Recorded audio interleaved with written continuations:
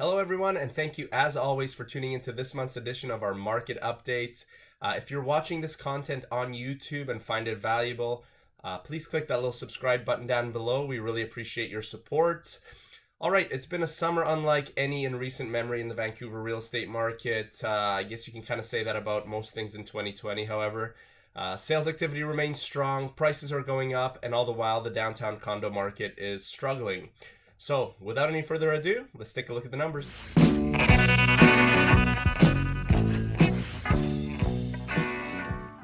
All right, here we are with our trusted market activity table for all of 2020, where we're going to start off like we normally do with sales figures for August. As you can see, August sales totaled 3,047, which is only a slight drop of 2.6% from the month of July. This is a pretty telling figure though, because August sales are traditionally very low as everyone puts business on hold and enjoys their summer. So to see sales at the highest point that they've been all year and holding relatively even over the last 2 months goes to show how strong the market has been of late. In fact, August sales are nearly 20% above what we're used to seeing for this month over a 10-year average. Not an insignificant amount by any stretch. When we move down and take a look at the inventory, you can see that there were 12,803 total listings at the start of September, which was an increase of around 6% over July.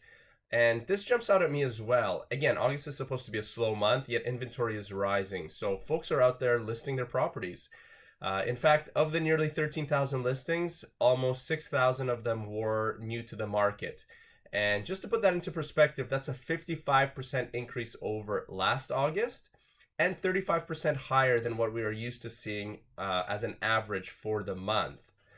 Now, the reason why I find this interesting is that one of the first signs of a slowing market is a rise in inventory. So when I see a 55% increase in a month that is traditionally very slow, it makes me wonder if we're not flattening the curve, so to speak. Couldn't help myself. The other thing that I really wanted to point out here real quick is that August was the first month since the lockdown that sales went in opposite directions. Prior to August, both sales and listing figures were both trending upwards on a month-over-month basis. Now, 1 month doesn't tell the entire story, but this is certainly a trend that's worth monitoring going forward. And as a result of this, our overall months of inventory has crept back up to 4.2 months, which is in balanced market territory. When it comes to prices, as a result of the high demand in the market of late, prices have been creeping back up. You can see here that our benchmark price is now up over $1,039,000, which is close to a percentage point up over July. But if we look at the price trend over the last 12 months, you can see that it's been a fairly healthy rise. As of the start of September, prices are up 5.3% since the same time last year. So despite us being in the biggest recession since the Great Depression, housing continues to defy the odds and continue pushing forward. It's really quite remarkable if you think about it. Now, over the last few months, I've been telling you about how the single-family detached market has really taken off. It was really a black hole in the market over the last several years, but since COVID, activity has skyrocketed again as people have been taking advantage of record low interest rates while wanting a backyard and more space. If we take a closer look at the detached numbers in the month of August, there was a total of 1,095 detached sales. That number is 55% higher than last year, and as a result, prices have followed suit with a 6.6% increase year over year. So while detached continues to drive sales activity forward, a staple of the Greater Vancouver market has been cooling off of late, and of course I'm talking about the downtown condo market. If we look at the year-over-year changes to inventory and sales, the gap that's being created is quite staggering to say the least. Downtown inventory was up 46.6% in August over last year, while sales were down 21%.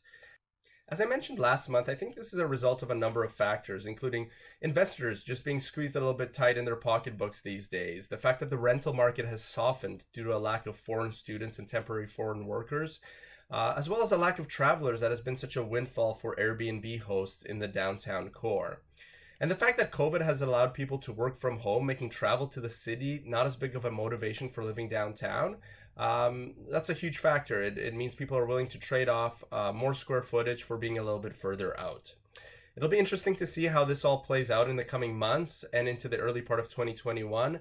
We're also heading into the first few months of the so-called deferral cliff, where mortgage deferrals are expiring. So if you're holding a downtown condo, investment condo that all of a sudden is not performing as well as it was on your balance sheet and you've been deferring your primary residence, this could certainly escalate the growing gap between inventory and sales in the downtown core. All right, that's all I got for you for this month. Stay safe out there, everybody. We're heading into flu season. It's going to be an interesting one, and we'll catch you in the first couple of weeks of October. Take care.